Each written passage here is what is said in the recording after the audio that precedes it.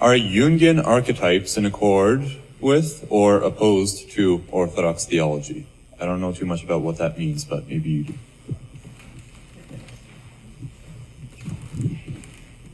Well, the problem with answering that for me is that I'm by no means an expert on Orthodox theology. So, but from what I understand of it, I would say Jung believed that Jung was a student of Nietzsche. It's something that isn't well known about Jung because most of the history of psychoanalytic thought was written by the Freudians, and they think of Jung as a student of Freud, and of course that's true.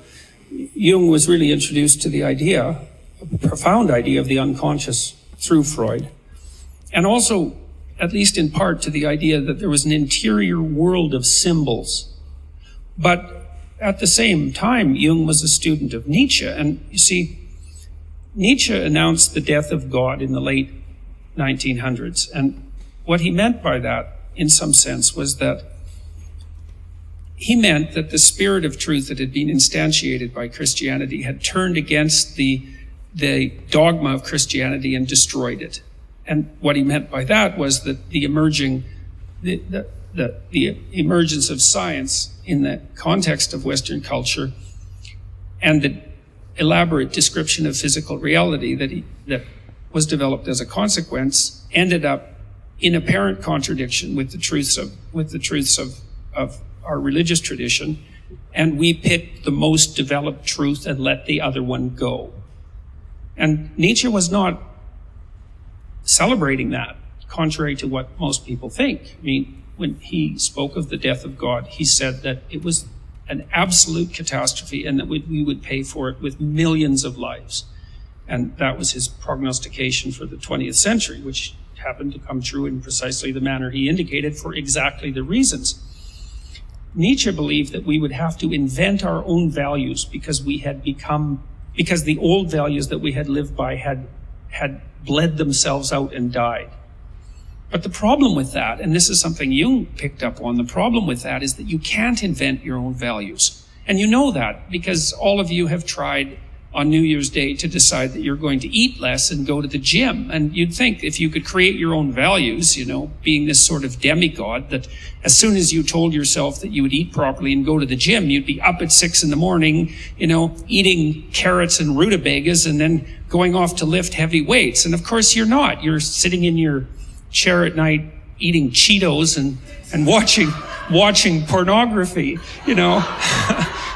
So how in the world is something like that supposed to create its own values? You're not in control of yourself to that degree. And so Jung's answer to that problem was essentially to look partly within and partly to look in the symbolic domain. And what he realized as a consequence of doing that was that there was a profound answer to the question of the resurrection of value. And for him, that was really the embodiment of the pattern of Christ. That was the self as far as Jung was concerned.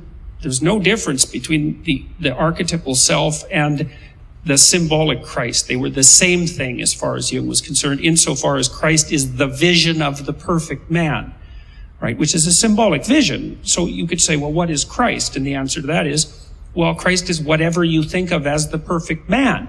Now, you're going to have diverse representations of that, so you could think about it, Christ as the totality of the visions of the perfect man. It's something like that. And then that the goal of life was to embody that as deeply as possible. And Jung also believed that the world would transform itself around you to the degree that you did that, to an unspecifiable degree. And that's where the symbolic reality and the historical reality unite. And we know it's true. We also know this is true. If you look at people like Gandhi, or you look at people like Solzhenitsyn, for example, these are great people who stood up as moral icons, let's say, in the midst of absolute chaos. And they transformed entire civilizations by doing that, by standing up for what they believed to be true. They transformed the entire world around them. And of course, they're only partially perfect, someone like Solzhenitsyn or someone like Gandhi or perhaps someone like Nelson Mandela. They're only partial incarnations of perfection. But even to the degree that they were flawed, they were perfect enough so that despite their remnant flaws, they were able to reorganize being itself around them. And we don't know what the ultimate limit of that is. We really don't. It could be that everything will align itself around people to the degree that they put themselves together. And I've had experiences that make me convinced that that's the case. I truly believe that that's the case. So, and that's also what gives me some belief in these strange Christian ideas about the harrowing of hell and the overcoming of death. It's like we have no idea what we could do as individual embodiments of the Logos, which is clearly what we are, because we're all conscious. We have no idea what obstacles we could overcome and what massive transformations we could undertake if we actually lived our lives properly. God only knows what we could get rid of. We could get rid of malaria. We could get rid of schistosomiasis and the guinea worm. Those are going to be gone soon anyways. Polio.